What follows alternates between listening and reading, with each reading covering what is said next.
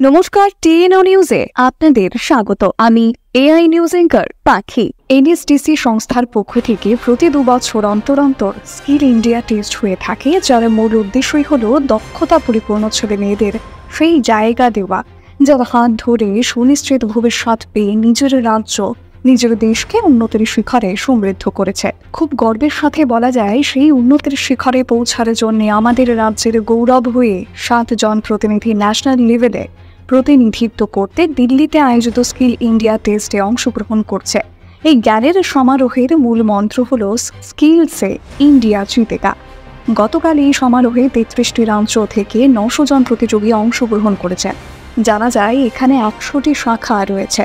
গতকাল খুব সুন্দরভাবে সমারোহটি অনুষ্ঠিত হয়েছিল দিল্লির যশোভূমি অডিটোরিয়ামে, যে যাদের লোকনৃত্য দিয়ে স্টেজে মার্চ করে পরিবেশকে চমকপ্রদ করে তুলল।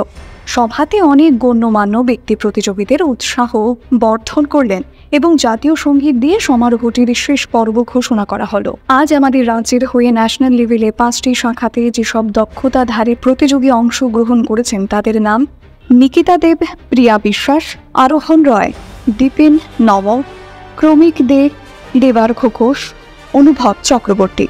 ওদেরকে বিশেষভাবে প্রশিক্ষণের দায়িত্বে রয়েছেন আইটি বিভাগের team leader software engineer Subhradeb এবং ইকফা ইউনিভার্সিটির নার্সিং টিউটর সুতপা দেবনাথ। ওনাদের সহায়তায় রয়েছেন ত্রিপুরা স্কিল ডিপার্টমেন্টের deputy director Debasish Barman, assistant programme officer Sustab Bhowmik.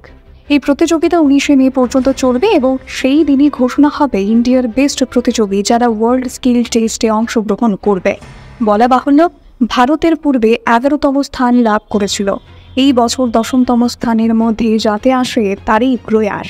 আমাদের 7 জন প্রতিযোগী যাতে রাজ্যের নামকে গৌরবময় করে তোলে তারই অপেক্ষায় রয়েছে গোটা রাজ্যবাসী।